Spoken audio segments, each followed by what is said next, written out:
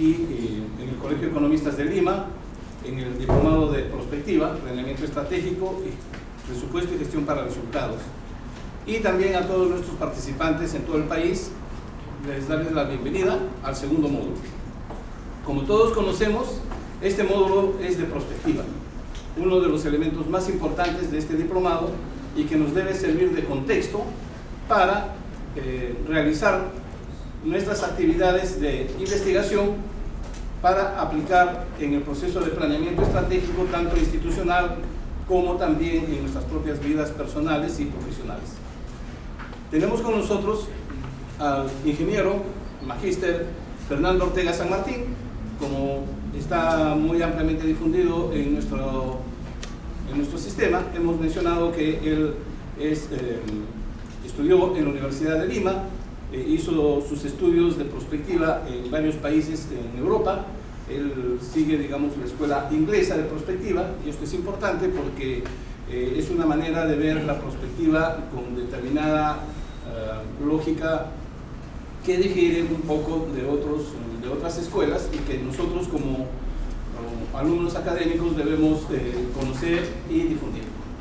El otro elemento importante es que él también es el jefe de prospectiva del Millennium Project en el Nodo Perú, digamos que es uno de los, bueno, es el fundador, y básicamente él también nos ha invitado en la reunión anterior a desarrollar todo el proceso de integrarnos y crear lo que quisiéramos que como parte de este diplomado muchos se integren y creemos un centro de pensamiento en prospectiva peruano que abarque las distintas escuelas, pero fundamentalmente también nuestra inquietud de trabajar por nuestro país.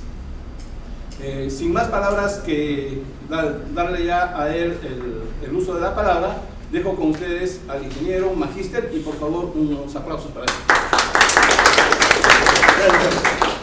Bueno, buenas noches con todos, con todas, aquí y a los que nos siguen en el espacio virtual. Entonces vamos a comenzar con el módulo 2 de prospectiva, que va a ser teórico-práctico y que va a estar orientado a que ustedes conozcan los planteamientos básicos que les permitan después a ustedes, cuando tengan que seguir con la famosa directiva 01, ese plan, puedan ustedes conformar sus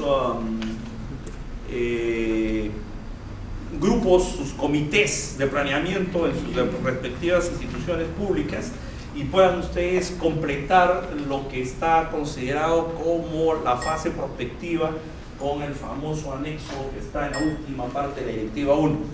Entonces, ahora lo que vamos a hacer, digamos, es dar en esta primera clase todo el marco conceptual.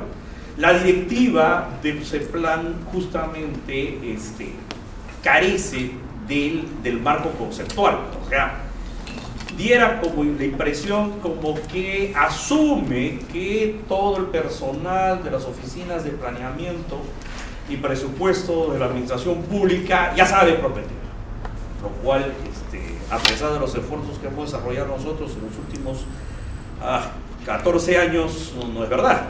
O sea que nosotros tenemos que ir primero creando una cultura de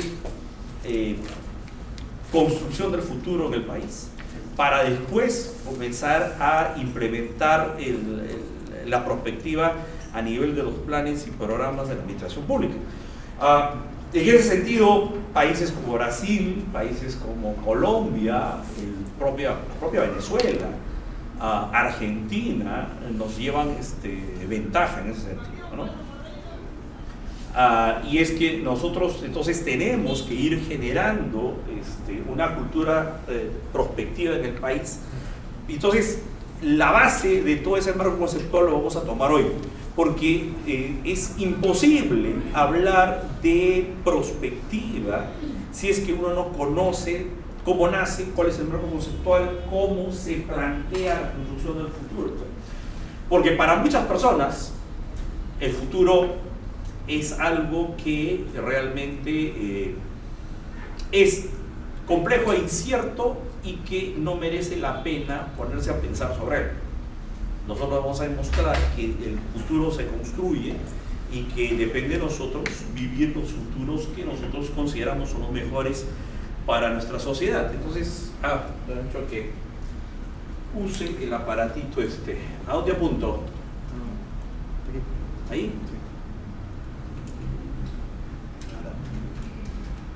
¿Está funcionando? ¿Tiene pilas? ¿Ah? A ver. Sí. A ver. ¿Ya? ¿Ahora sí? Ahora sí. ¿No? Entonces, sobre el futuro hay muchas definiciones. Y justamente lo que quiero plantearles es esta definición muy importante de un novelista al cual muchos de ustedes conocen por lo menos una de sus obras, que es Las Crónicas de Narnia. O sea, Lewis escribió Las Crónicas de Narnia, muchos de ustedes han visto la película, y el futuro es algo que nos va a llegar a todos, querramos o no. No importa si uno sea rico o pobre, no importa dónde esté, o sea, el futuro es algo que nos va a alcanzar. Y eso es algo que nosotros tenemos que entender, porque si nosotros no conocemos lo que se viene en el futuro, podemos cometer muchísimos errores. Como que de hecho, a lo largo de nuestra historia, hemos cometido errores terribles que después hemos tenido que pagar. Entonces, había gente que consideraba que volar aparatos más pesados que el aire era imposible. Y estamos hablando del científico más importante de su tiempo.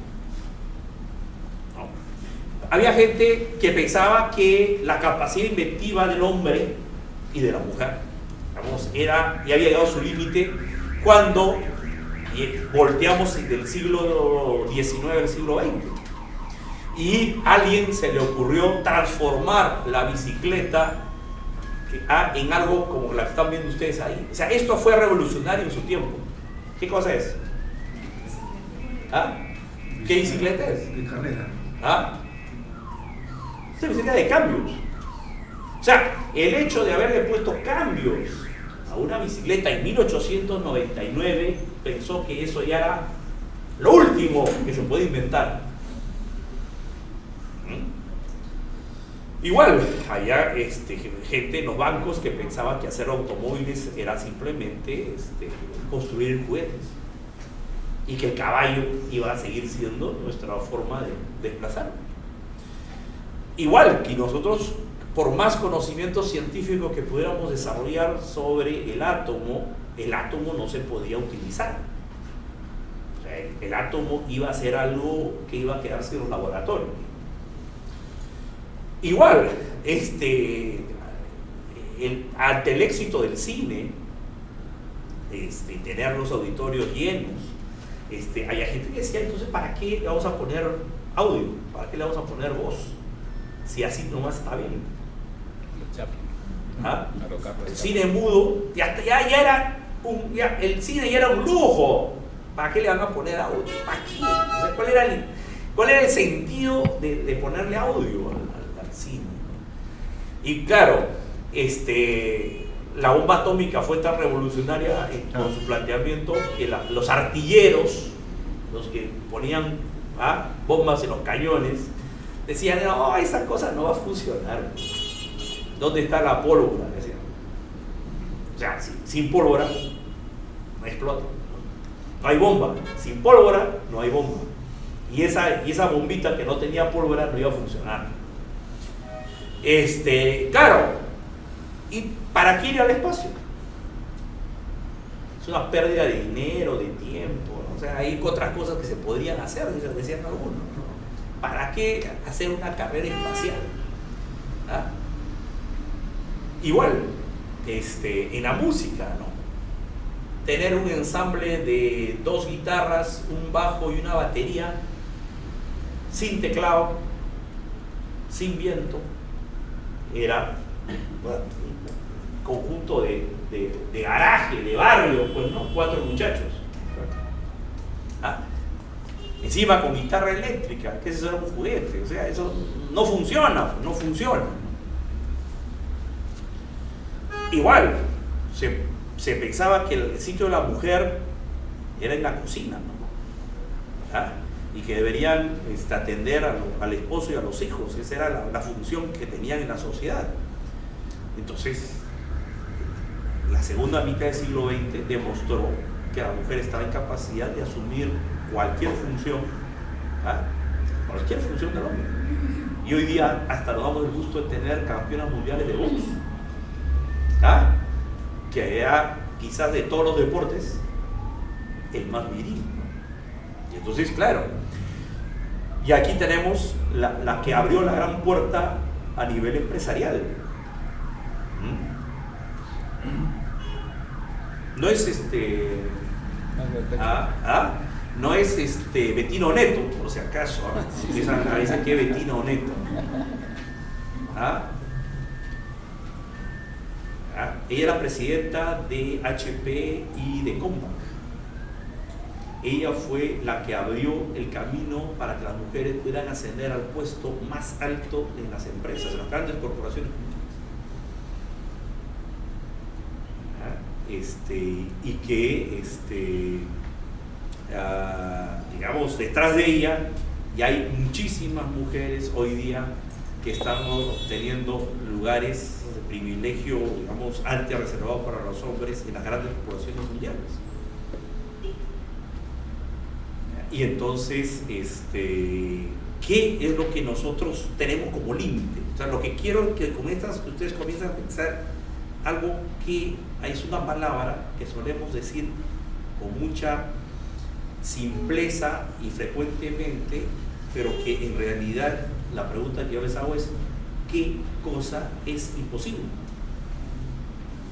Carlyle Fiorina demostró que la mujer podía alcanzar el puesto más alto de la secta. Y yo les pregunto ahora, ¿qué es imposible? ¿Qué es hoy día realmente imposible para un hombre y para una mujer?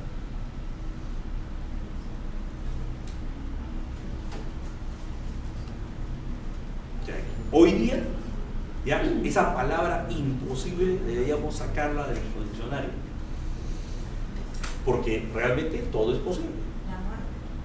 Pero eso en 50 años se va a vencer, no es el problema. Claro, o sea, es una cosa bien simple, o sea, por eso, ¿qué cosa es lo que ha cambiado en los últimos años que nos permite analizar todo adecuadamente? Entonces, ustedes, yo les recomiendo que los que quieran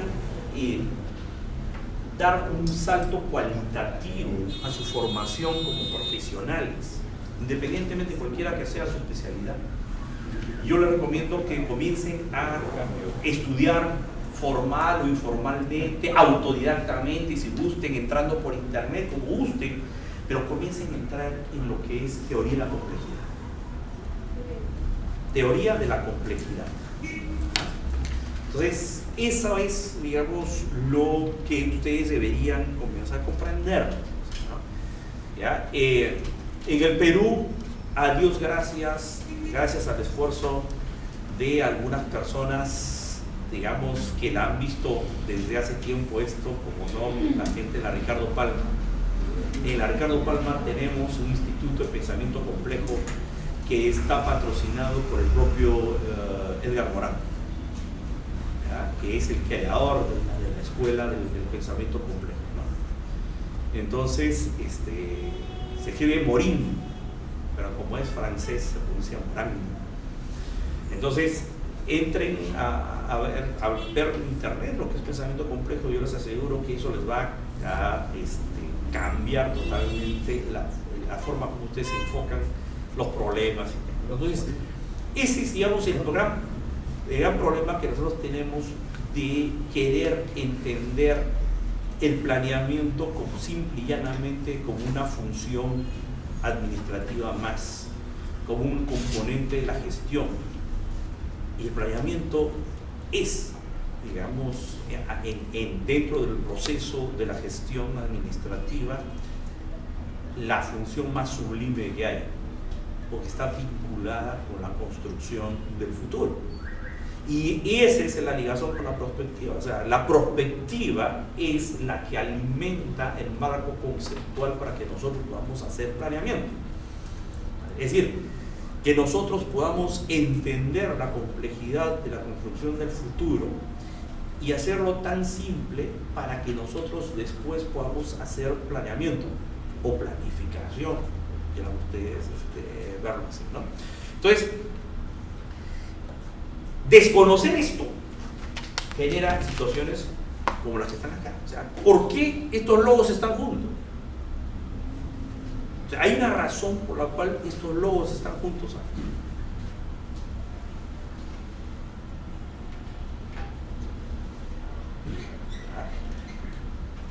¿Qué es eso? Esa lámina, ¿qué significa? ¿Qué es esa lámina?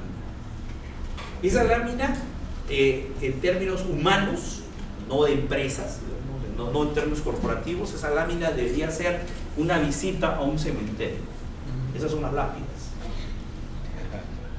Esas son las lápidas de las empresas que cayeron en la crisis financiera del 2009.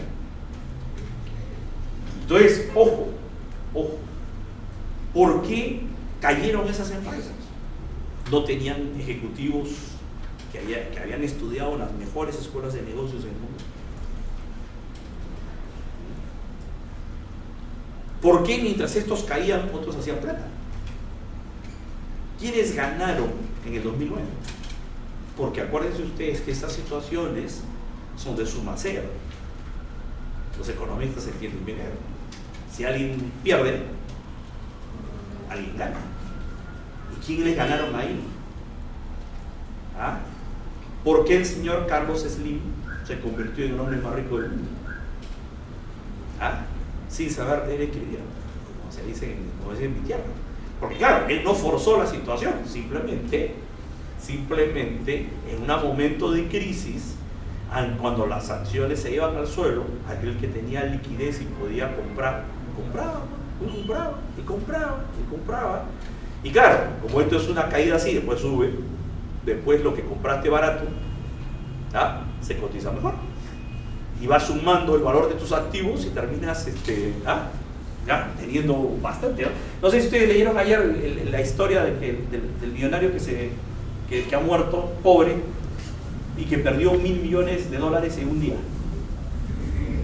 Especuló con el precio de la plata.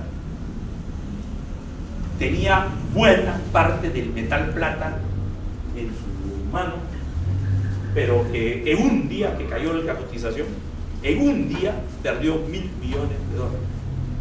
Rico, ¿no? ¿Ah? Bien rico. O sea, digo, ¿y por qué no me pidió que la aconsejara? Hubiera sido su consultor, yo le cobraba un par de milloncitos nomás y por lo menos perdía 998, no perdía 1.000. Entonces, estas son empresas que no la vieron. O sea, ¿por qué? Porque cuando nosotros pensamos en hacer planeamiento, comenzamos a pensar simplemente en tendencias. ¿Ya? Y claro, y las tendencias ni siquiera en su forma más pura. Pensamos en tendencias respaldadas por estadísticas. Y todos sabemos, los que trabajamos con estadísticas, sabemos que los números mienten. ¿Ah? O podemos hacer que los números mientan. ¿Ah? ¿Se acuerdan del INEI? ¿Ah? ¿Ah? De cuando se cocinaban las inflaciones y las cosas. ¿Ah? ¿Ah? Entonces, entonces, ¿dónde estará el amigo Murillo? Ahora que me acuerdo cómo es esa frase. ¿Dónde estará? ¿Ah? Así es. Y claro, habían conceptos interesantes como inflación neta, inflación bruta. O sea, mira, con las estadísticas podemos hacer lo que queramos. O sea, podemos hacer que nos digan lo que nosotros queremos que nos digan. Y ese es el problema. Entonces, lo que al final hacemos son lo que se conoce como profecías autocumplidas. Las hacemos también que hasta nosotros las queremos. ¿Ah? Y nosotros las queremos que esa información, ¿no? Entonces, por ejemplo, miren, esto es un estudio de prospectiva que hizo a British Telecom o sea, el operador de telecomunicaciones de Inglaterra, en el año 2005. Y ustedes pueden ver, o sea, ¿esto tiene láser? Sí, el centro, botón central. El botón central. Ah, ahí está. Uy, se me fue la... ¿Ah? ¿Qué cosa apreté? A ver, dale un clic. Dale un clic acá. Sí. Acá, ahí está acá. Ya está marcado, solamente... Dale clic. Ya está. Entonces, miren, esto no es para engañar. Ahí está la página que ustedes pueden ver. Este es el estudio que se hizo en el 2005.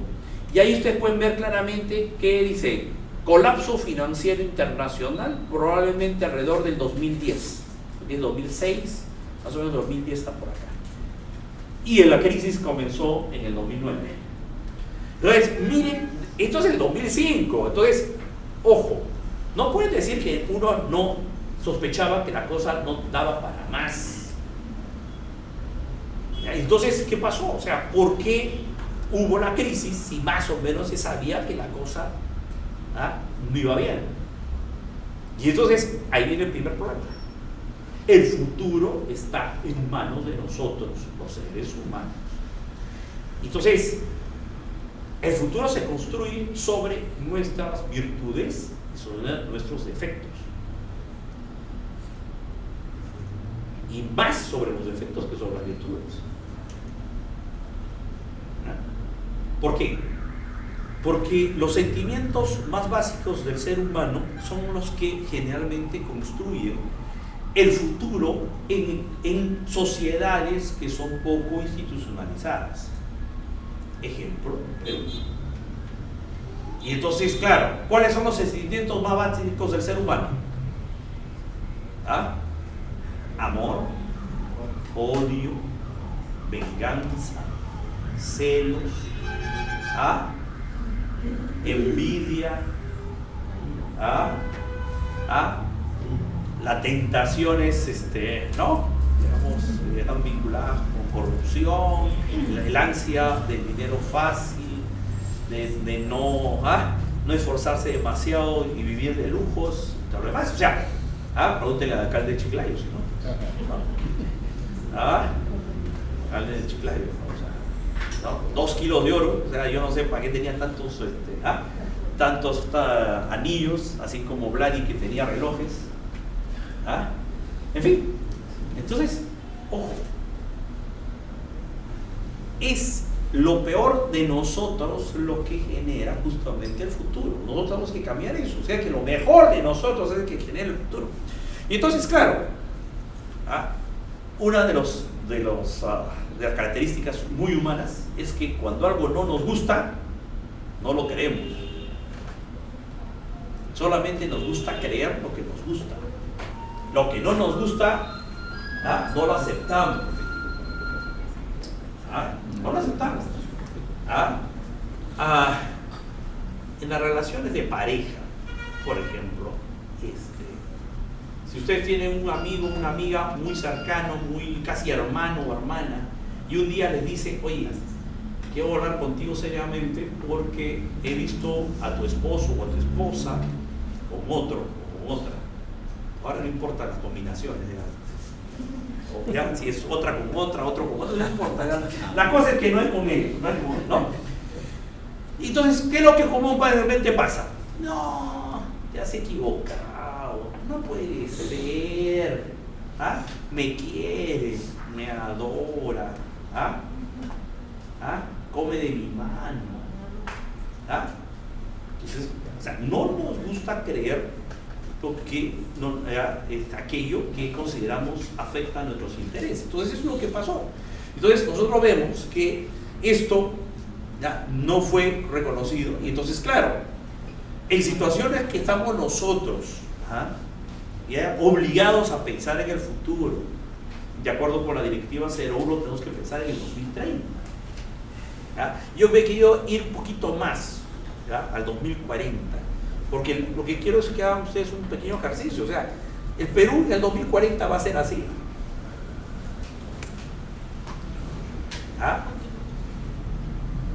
Va a ser así.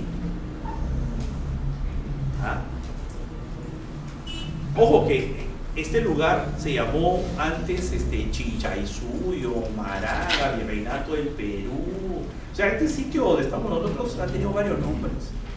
Ahora se llama Lima. ¿Ah? Pero ustedes asumen que en el 2040 tendremos, digamos, una composición así. Estamos hablando de 25 o 26 años más. Retrocedan 26 años más y díganle a un francés y a un alemán, oye, ustedes van a tener la misma bandera, van a tener la misma moneda, no van a tener fronteras entre ustedes, van a decir, oye, un momentito. Tenemos cientos de años peleando. Cada metro de frontera que se movía para un lado o para el otro ha costado miles de muertos. Y ahora nos vas a decir que uno va a poder cruzar de un lado a otro sin problema, que vamos a tener la misma moneda, la misma bandera, una azulita con una bolita de estrellitas. O sea, no creían. Y entonces, claro, tenemos que comenzar a pensar en que, ojo, o sea, el Perú no está aislado. El Perú forma parte de una comunidad de naciones. Y esa comunidad de naciones tiene intereses, muchas veces opuestos a nosotros. Hoy día, ¿cómo podemos analizar las fuerzas, digamos, la distribución del poder, más exacto, en el mundo? ¿Quién maneja el mundo hoy día? ¿Quién lo maneja? ¿Qué intereses son los que manejan hoy día el mundo? ¿Pero qué país? China. China. Depende del año. Estamos hablando de, aquí no podemos, el mundo es, estamos todos metidos en este planeta, así que acá no podemos ya ir cortándolo ya. Tenemos que pensar complejamente, o sea, tenemos que ver en su totalidad. O sea, nosotros hemos pasado de una situación de bipolaridad en el siglo XX, después de la segunda mitad del siglo XX, entre Estados Unidos y la Unión Soviética, y ahora estamos entrando a otra situación de bipolaridad en donde también está Estados Unidos, pero ahora resulta que la otra potencia dominante es China. Y entonces ahí viene interesante. ¿El Perú se va a alinear con quién?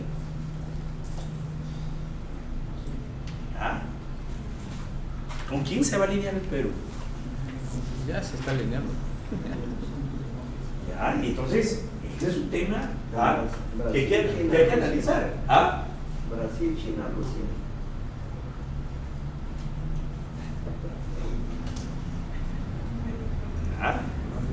Entonces, para aquellos que les gusta la música y les gusta un poco la música comprometida, digamos un poquito así, cuando tengan tiempo, no tengan nada interesante que hacer, entren en internet y bájense la canción El Sur También Existe, letra de Mario Benedetti y música y voz de Joan Manuel Serrat. Ese es el himno del tercer mundo, ese es el himno, digamos, de lo que nosotros podríamos entender que es justamente este cambio de polaridad. Ya sea China sola, o sea China liderando el grupo de los BRICS, la cosa es que el sur, en este siglo XXI, el sur también va a existir. ¿Ya? Y entonces, ¿el Perú cómo va a estar ahí?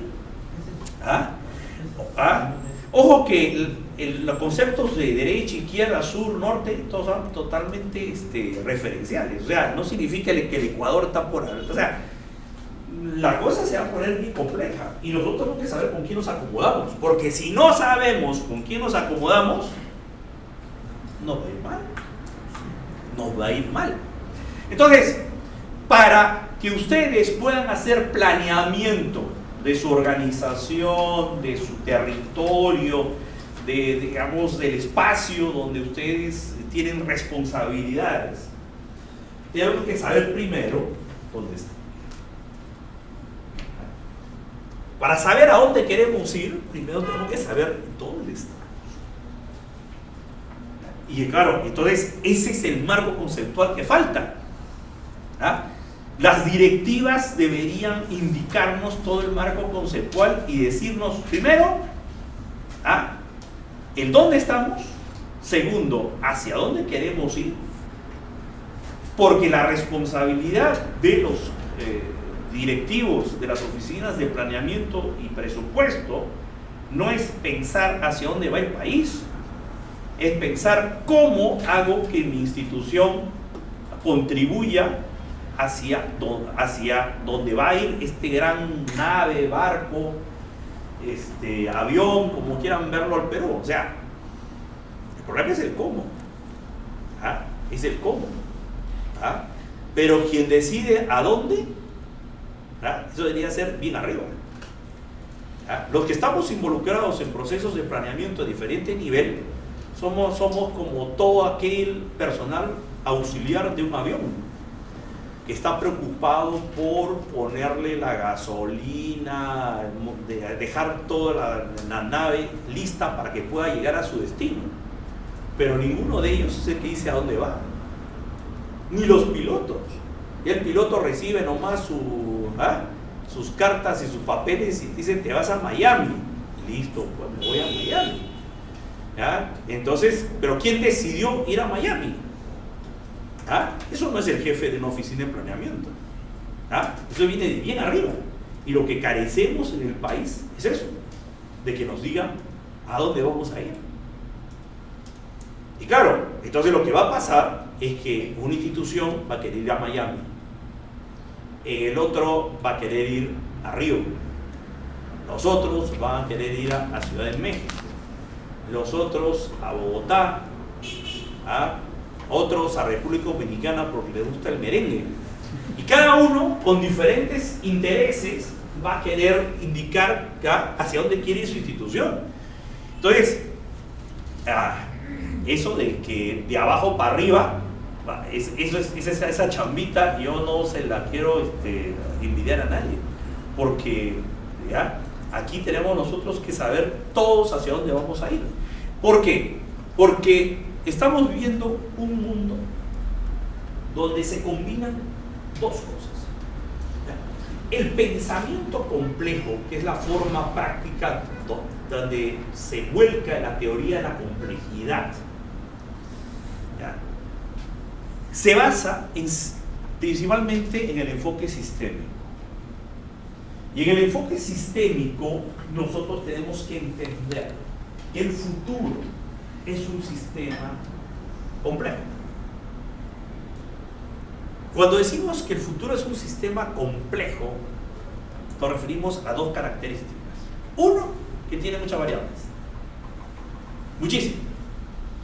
Y segundo, que tiene límites permeables, es decir, que entran y salen las variables.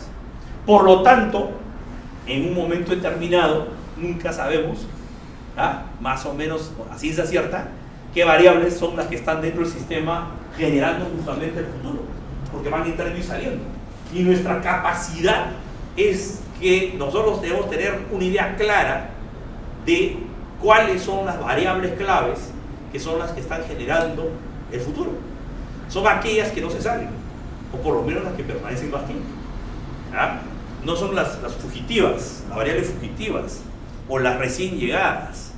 Son las que más o menos tienen permanencia. Entonces, estamos hablando de alta complejidad, el elevado número de elementos y que entran y salen, porque tenemos límites permeables, y tenemos una alta indeterminación.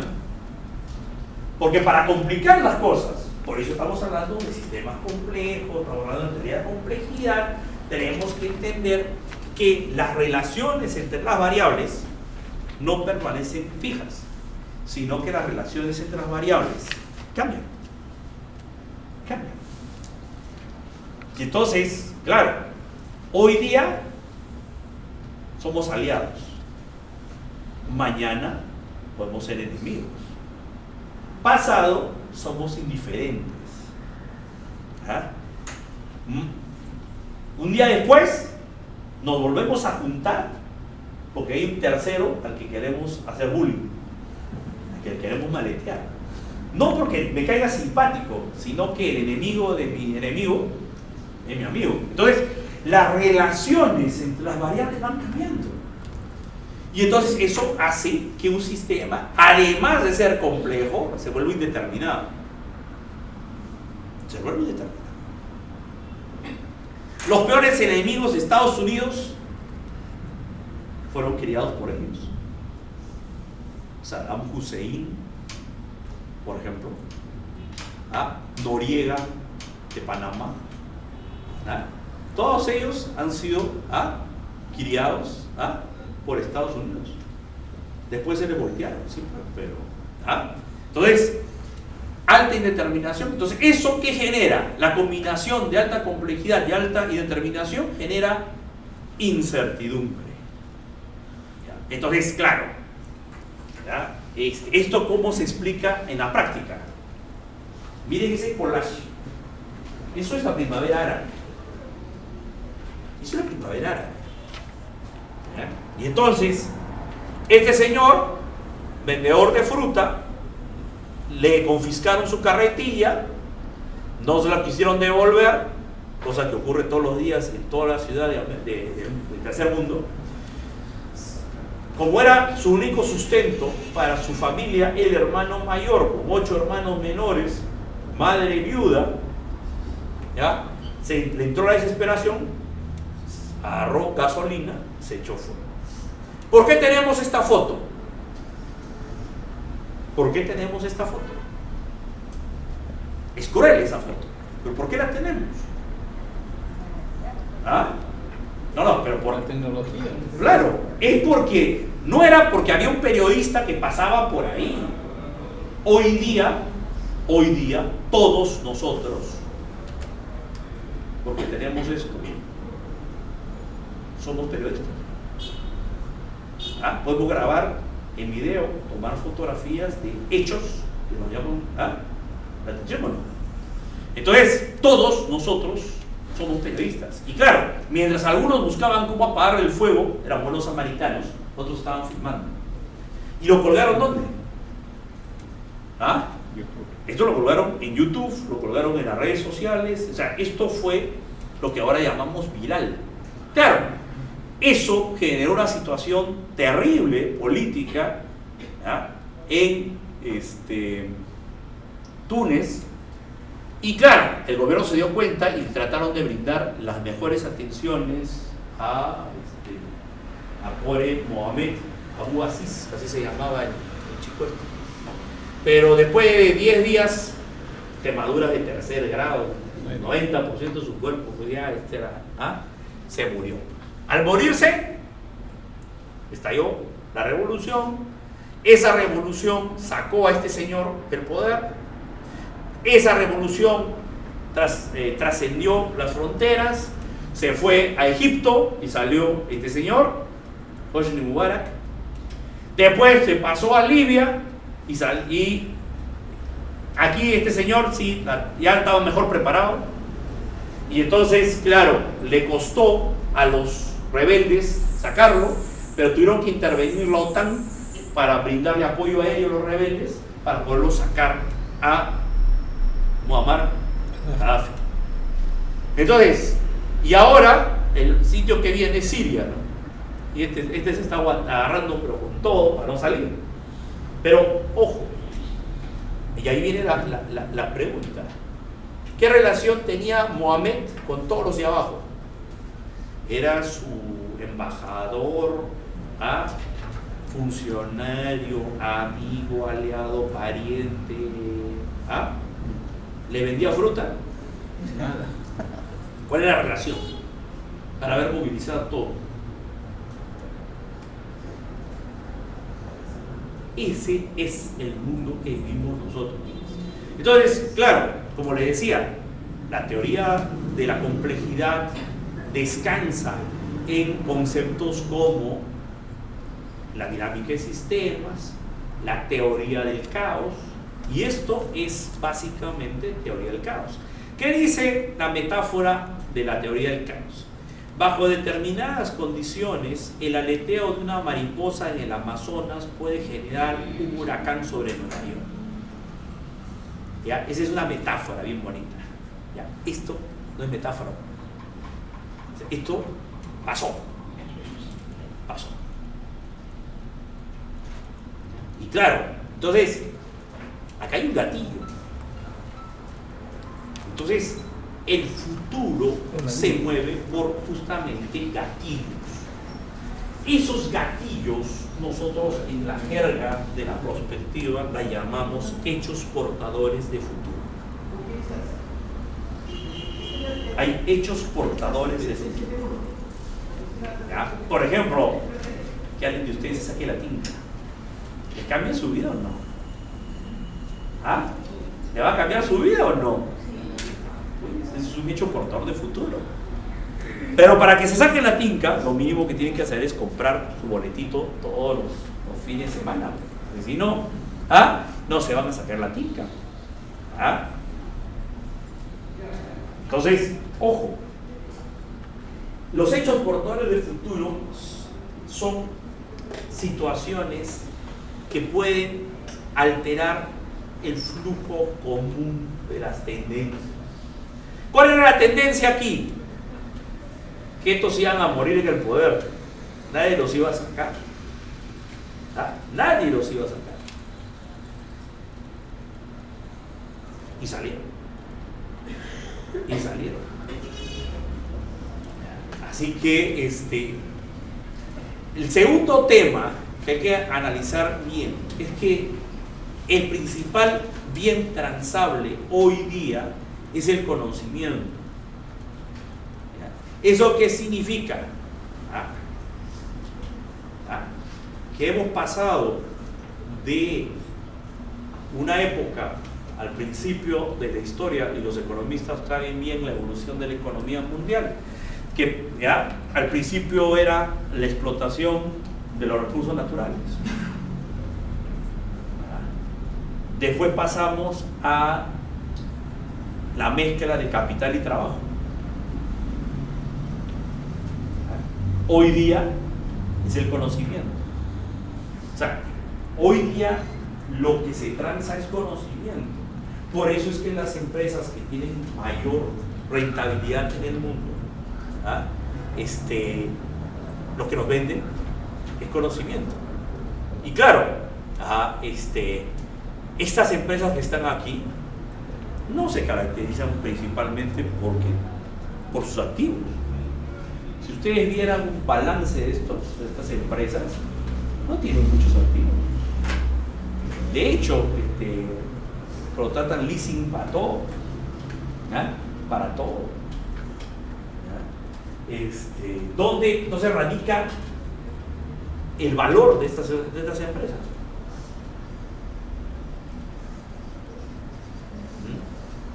¿Dónde está el valor de esas empresas? O sea,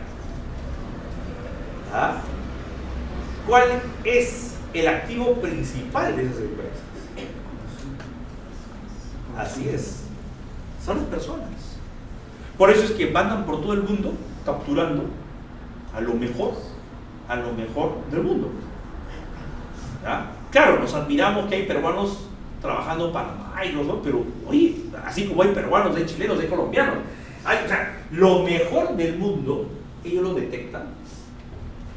Y claro, el concepto de los headhunters, o sea, de los cazadores, lo que sería cazadores de cabezas en términos, digamos, de una tradición directa, en realidad pues son gente que va conociendo dónde está el talento y se lo lleva. O sea, el talento trabaja para ellos. Y claro, generalmente el talento está en sus unidades de diferentes partes del mundo.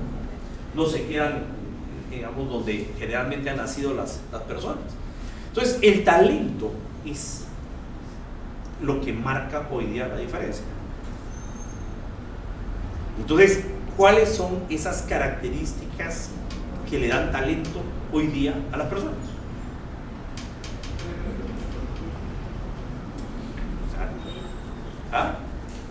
¿Cuáles son esos atributos? ¿Cuáles son las características que hacen talentoso a una persona hoy? Que sea alto, guapo, ¿ah? Musculoso, así como lo de esto es guerra, ¿ah? ¿Ah? ¿Ah? Guapas, ¿ah? Buen cuerpo, ¿ah? ¿Ah? 90, 60, 90, o sea, ¿qué es lo que le da que la persona sea talentosa? ¿Ah?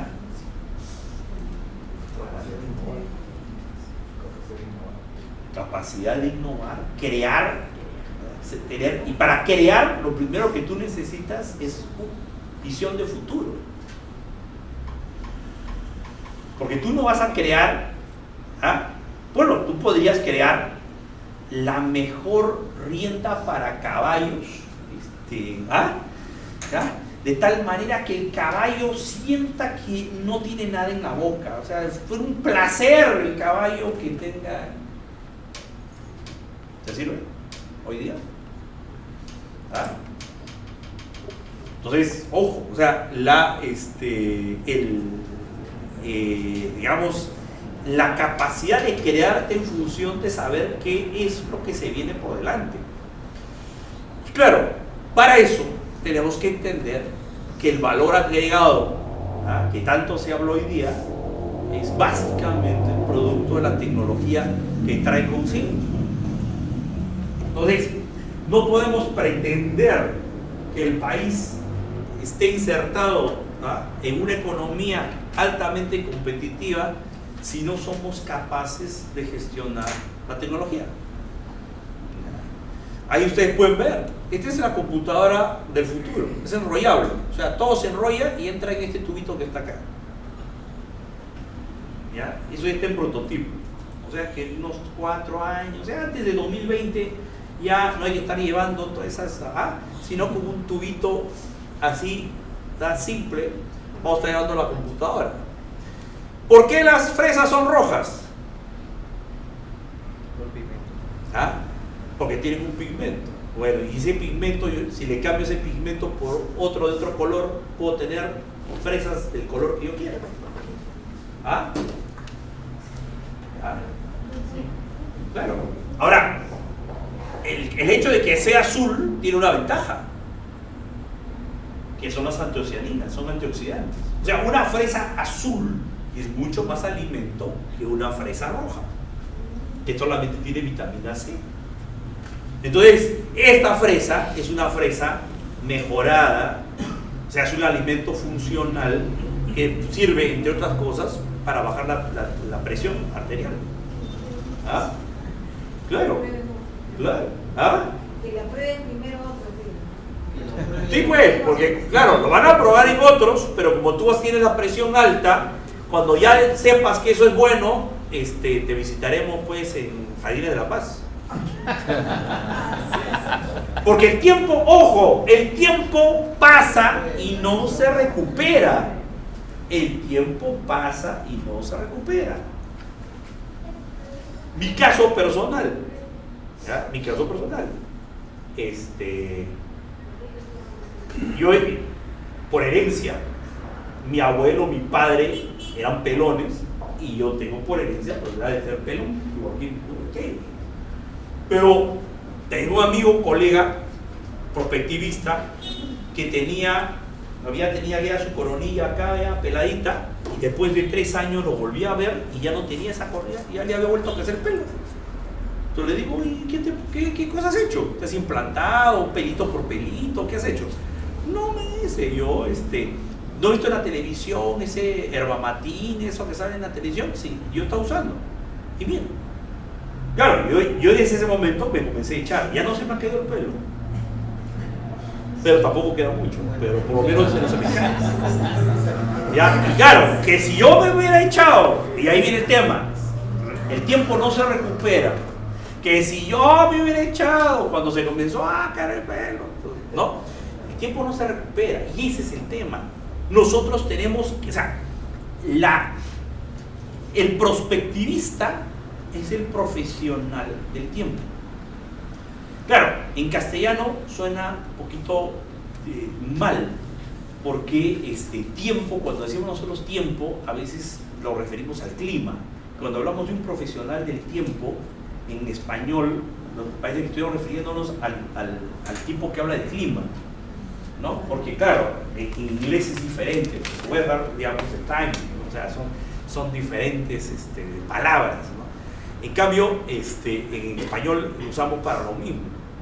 Pero el prospectivista es profesional del tiempo. O sea, tiene que ser capaz de saber administrar el tiempo y poder decir qué cosa es antes y qué cosa puede pasar después. Y esa es la gracia, poder entender eso, ¿no? Y entonces, si es así, claro, entonces vemos situaciones como esta. Este es un nanobot, es un robot tamaño nano. ¿Ya? Miren, el tamaño es de un glóbulo. Lo que está haciendo es, aquí en su mochilita tiene hemoglobina. Entonces lo que está haciendo es inyectarle hemoglobina directo al glóbulo. Con lo cual una persona anémica en cuestión de minutos eleva su hemoglobina, se dispara su hemoglobina en minutos, porque va a cada uno de a cada uno de los glóbulos y les inyecta. ¿Ya? Claro, versus lo tradicional, persona anémica en el Perú le tienen que dar sus pastillas de fierro, tienen que decir que coma lentejas y coma vaso. Y después de 20 días con esa dieta ya comienza a recuperar su hemoglobina y su tratamiento, ¿no? Claro, en situaciones más dramáticas de una operación urgente es transfusión, ¿no? Pero claro, ¿cuál es el riesgo de la transfusión? Así es, entonces enfermedades que se transmiten justamente por la sangre.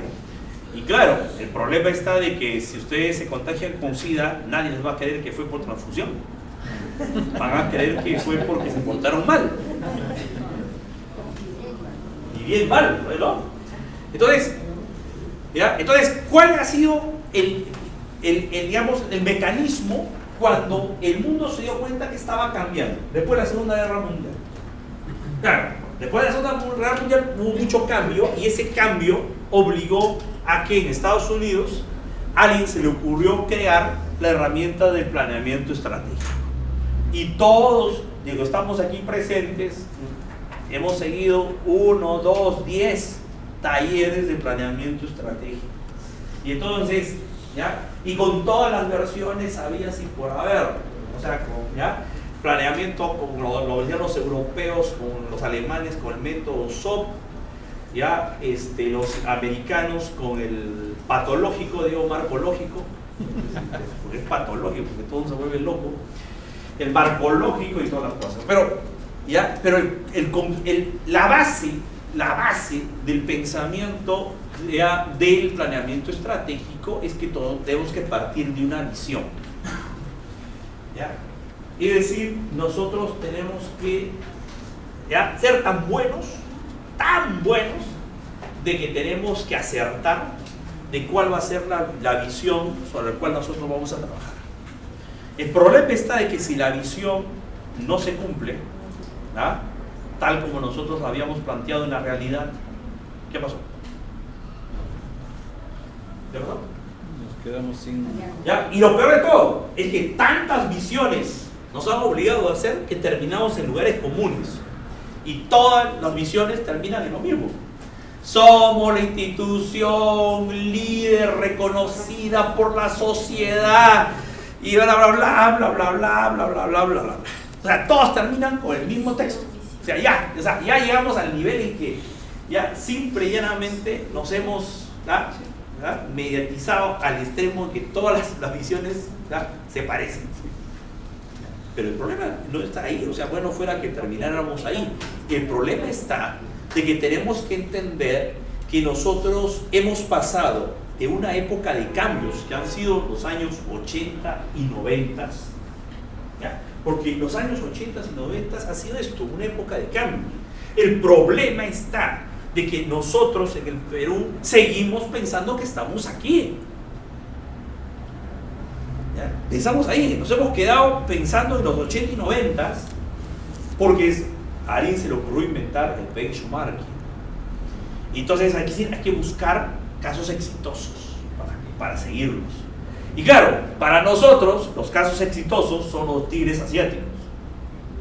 Y claro, entonces hay que seguir, ¿no? Entonces, en los últimos años han caído por acá cualquier cantidad de coreanos, porque queremos seguirnos a los coreanos. Porque qué bonito los coreanos, mira. ¿Ah? Los coreanos nos tienen camote. Yo estudié en Corea y nos agradecen muchísimo los coreanos que cuando tuvieron la guerra de Corea en los años 50, el Perú les contribuyó con ropa, pantalones, camisas. O sea, la industria textil peruana en esa época estaba tan bien, calzado. Nosotros les hemos dado eso a los coreanos como donación durante los años 50. Y ellos lo recuerdan bien y nos tienen camote por eso. ¿Ya? Además, se llevaron semilla de maíz. Por eso cuando yo he estado en Corea me admiré de ver el maíz que había en Corea. Porque había maíz morado. Había maíz morado. Y se me olvidó preguntar, ¿y esto? No, es que ustedes pero nos donaron semilla. Ay. Pero claro, ¿ya? Entonces ellos tienen blanco con moraditos. O sea, no han llegado a hacer el maíz morado. ¿Ya? Porque si no, ya la chicha morada ya sería coreana, a estas alturas. Entonces, nos hemos quedado acá, en los 80s y 90s, y como gran cosa hoy día hablamos de diversificación productiva, que era el modelo que siguieron los países asiáticos en los 80s y 90s. Pero hoy día, estamos acá. O sea, ya estamos nosotros en otra época totalmente distinta. Y por lo tanto, ojo, esto implica otro tipo de estrategia para alcanzar el desarrollo. Esta ya no sirve. Esta ya no sirve. Ya no sirve. Porque nosotros tenemos que ubicar nuestro espacio en el mercado. Entonces, hoy día los países se especializan. Ya no es, o sea, el sueño de Perú, país textil, y es hoy día risa. Es una risa. Porque claro, pero la tradición de los paracas, la tradición del arroz, o sea, sí pues, pero hoy, ya después de 500 años ya el mundo no es lo mismo. Hoy día ya no somos un país textil. Importamos hilado, importamos claro, o sea, traemos de la India, traemos tela china, o sea, al final el jean peruano está hecho con tela china, pues, ¿ya? Y claro, cuando hacemos el jean acá, porque si ustedes van a la saga ese pantalón es chino completo, ¿ya? Pero por ejemplo, lo estamos conversando contigo, paisano, Colombia se ha especializado en lencería femenina y van a ser los líderes de la lencería femenina, ¿ya? Leonisa, ¿ya? Se está convirtiendo ya en una marca internacional, o sea, ya tiene mercado peruano, ya tiene mercado boliviano, ya tiene mercado ecuatoriano, ya tiene mercado colombiano, venezolano, ya entró a México, todo Centroamérica, o sea, ya entonces no está hablando de textil, está hablando de un mercado. Hoy día se pelea mercadito por mercadito. Entonces, lencería femenina. Brasil está hablando lo que es ropa de baño, ¿ya? Ropa de baño y ropa de gimnasio, deportiva, esa, ¿no? ¿Por qué? Porque, claro, tiene la planta de DuPont en Brasil para hacer la licra también. Y esa planta es la mejor licra o sea, los alemanes o los franceses, digamos, o los europeos, porque ahora ya esa presenta es de todos los europeos. Los europeos han invertido en la planta de Brasil para que sea la mejor del mundo. Entonces la mejor licra es la brasileña y le sacan el jugo. Entonces, el mundo se especializa hoy. ¿Ya? Entonces vuelvo a insistir. Oye, en vez de diversificar, ¿ya? Hoy día tú tienes que especializarte en nichos de mercado específicos. Entonces, estoy haciendo un análisis de vigilancia tecnológica ahora de los materiales y entonces he visto unas cosas simpaticísimas. Bueno, unos científicos de la Universidad de Illinois se han dedicado a estudiar bien el mercado de la espuma plástica. O sea, la espuma, o sea, es la espuma plástica. O sea, vieron que la gente... y he encontrado que es un negocio de 500.000 millones de dólares al año. La espuma plástica. Y entonces dijeron, oye, ¿y si nosotros hacemos una espuma plástica que sea biodegradable? Ya, claro, la gente no va a querer que todo sea, pero si yo tengo el 1% de ese mercado, ¿ya?, me doy por satisfecho, ¿ya?, porque estoy hablando de 5.000 millones de dólares al año en venta. Entonces, ¿qué han hecho? Han desarrollado una espuma plástica biodegradable basado en hongos mezclados con biomasa, que es cascarilla de arroz, cascarilla de, o sea, o desechos de la caña de azúcar. Entonces, entonces con biomasa han desarrollado una espuma plástica biodegradable.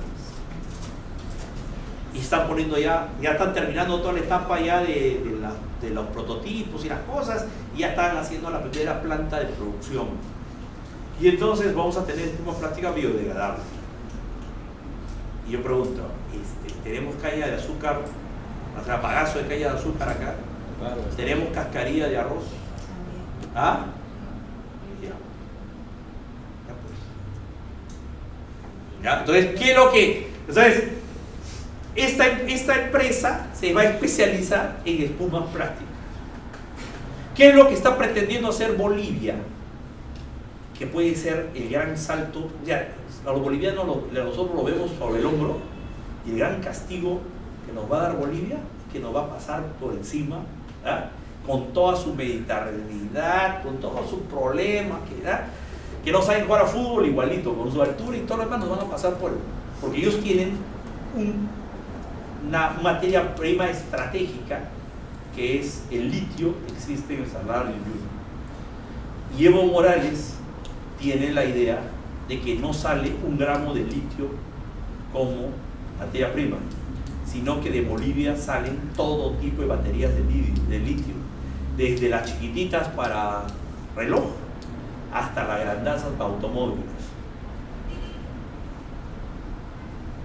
Si logra eso, Bolivia se va a especializar en litio. Y todo el desarrollo tecnológico de litio va a pasar por Bolivia. Entonces, cuando hablamos de especialización, estamos hablando de eso. ¿Cómo ha cambiado la economía de Costa Rica desde que pusieron a Intel ahí? Y entonces, claro, cuando tú te especializas, generas cadenas de valor, los famosos clústeres y todo lo demás. O sea, hoy día el mundo se mueve así. No puede ser bueno en todo. No puede ser bueno en todo. Perú, ¿qué cosa es? País textil, país minero, país pesquero, país forestal. Perú es país turístico. Perú es país gastronómico. Perú, y podemos seguir la lista. Y así no vamos a llegar a ningún lado. Así no vamos a ir a ningún lado. Entonces, nosotros, ¿qué es lo que tenemos que entender? Que nosotros hemos pasado de estar trabajando con una visión mecánica del mundo, centrado en la oferta, a una visión económica del mundo basada en la demanda. Entonces, hoy día todo el mundo se llena la boca de la competitividad. Y se desesperan, se jalan los pelos y todo, que no somos competitivos. O sea, la gente llora por la competitividad, pero no entienden que la competitividad era simplemente un paradigma de transición entre la sociedad y economía industrial hacia lo que es la sociedad y economía del conocimiento. Y entonces, el paradigma de hoy es la sostenibilidad.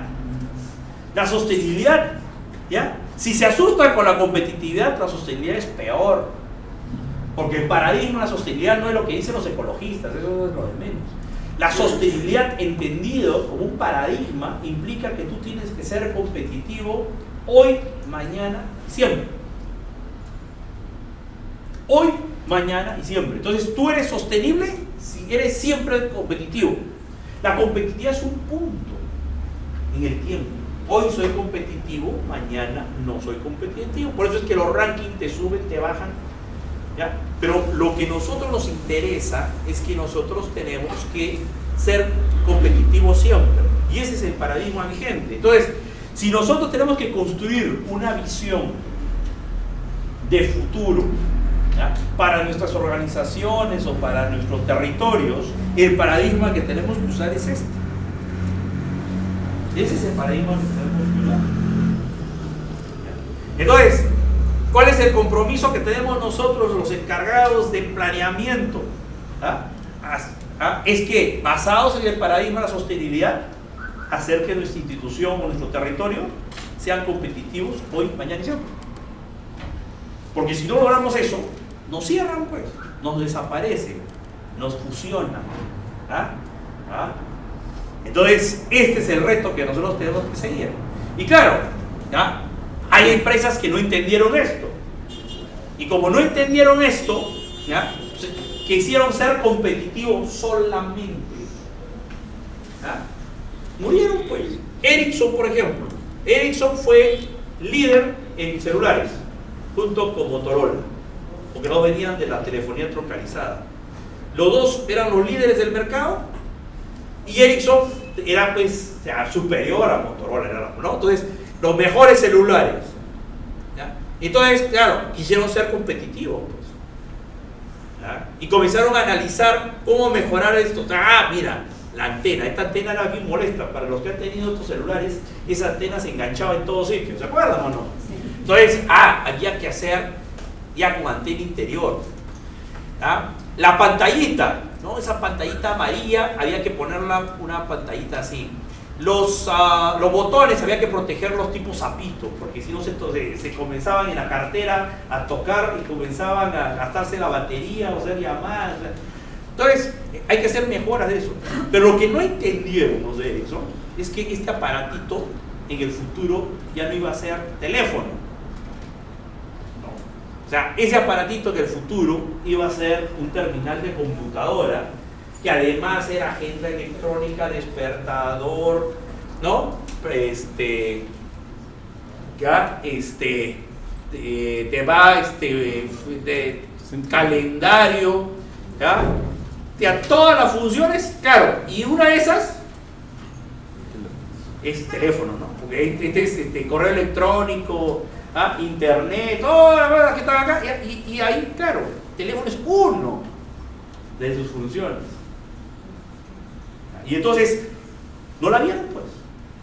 Y como no la vieron, Ericsson tuvo que vender su unidad de celulares a Sony. Por eso es que hoy día existen los celulares Sony Ericsson. Porque no entendieron el mundo digital. O sea, no entendieron esto. Y entonces, lo que yo quiero, ya está el break.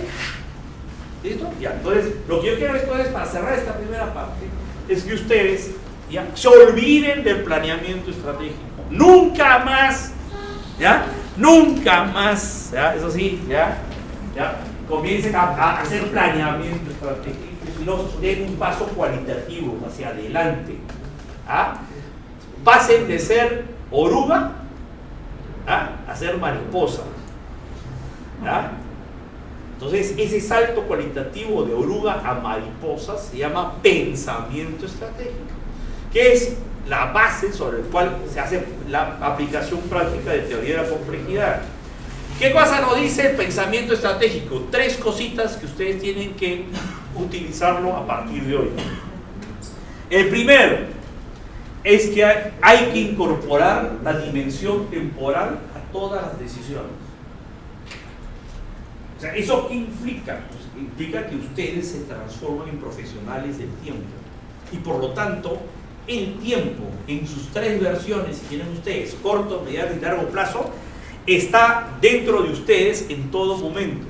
Y por lo tanto, cualquier decisión, cualquier plan, cualquier idea que tengan ustedes tiene que ser realizada en el corto, en el mediano y en el largo plazo. ¿Por qué? Porque una buena decisión en el corto plazo puede ser terrible en el largo. Ejemplo, para que la señora Nadine Heredia pueda estar coordinando con los ministros, a alguien se le ocurrió decir, nombremos la presidenta del partido. Entonces, con ese pretexto, como presidente del partido gobernante, sí puede coordinar con los ministros y nadie tiene por qué criticar que está metida en eso. Medida acertada de corto plazo. Pero como presidente del partido, tenía que asumir el activo y el pasivo del partido. Y ahora, ¿cuál es el problema que tiene la señora? Que les quieren llamar al Congreso que rinda cuentas, porque es la presidenta del partido, pues. O sea, si no, ¿a quién van a llamar? ¿A quién van a llamar? Si es la que encarna, o sea. Entonces, se dan cuenta de lo que es, digamos, que una decisión pues, aparentemente puede ser buena en el corto plazo, pero que si no se analiza adecuadamente, termina complicando más las cosas. Se terminan complicando más las cosas.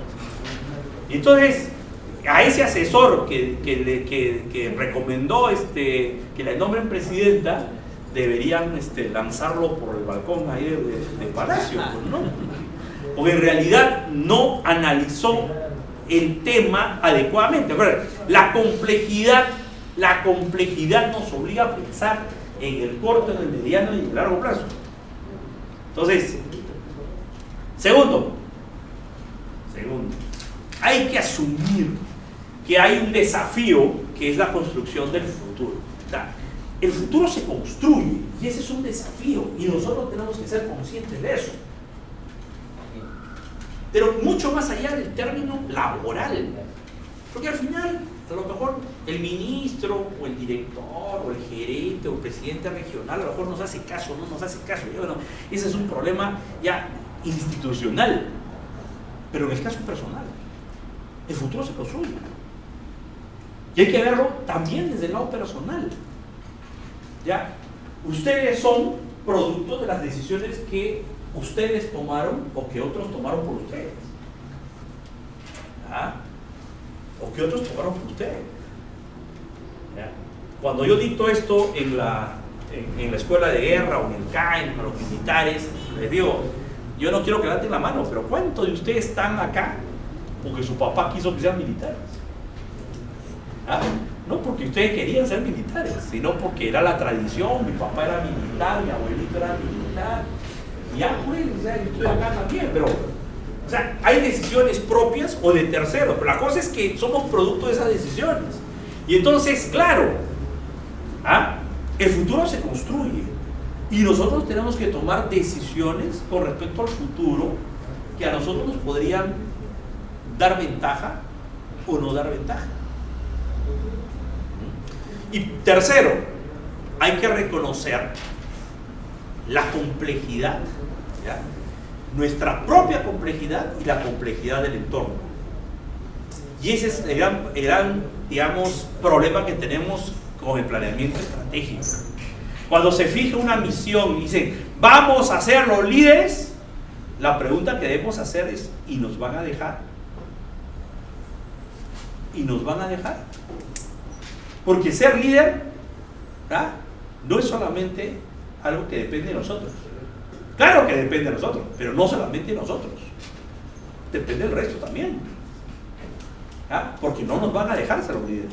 Nosotros vamos a tener que pelear. Y hay que entender de que nosotros no vamos a trabajar declaraciones, sino que vamos a hacer acciones. Y ese es, digamos, lo que quisiera que ustedes se lleven como esta primera parte del módulo. Entonces, pensamiento estratégico. Si ustedes van a hacer prospectiva, tienen que pensar estratégicamente. Tienen que analizar el tiempo como una variable que está bajo nuestro control. No totalmente, pero sí que nosotros podemos controlar el tiempo. Y por lo tanto, nosotros debemos estar en capacidad de plantearnos visiones de futuro coherentes que puedan encaminar a nuestra organización o a nuestro territorio hacia futuros mejores. ¿Que va a costar? Sí. ¿Que nos vamos a tener que enfrentar contra el entorno y contra mucha gente y contra otras instituciones? Sí, claro. Pero con un poco de suerte, mientras ellos hacen planeamiento estratégico, nosotros vamos a hacer pensamiento estratégico. Parece un juego de palabras, pero son dos enfoques diferentes y ustedes van a darse cuenta a lo largo del módulo cómo se va aplicando eso.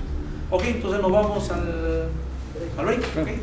Listo, entonces a los amigos que siguen por internet, nos vamos a un break y regresamos en 10 minutos. Okay.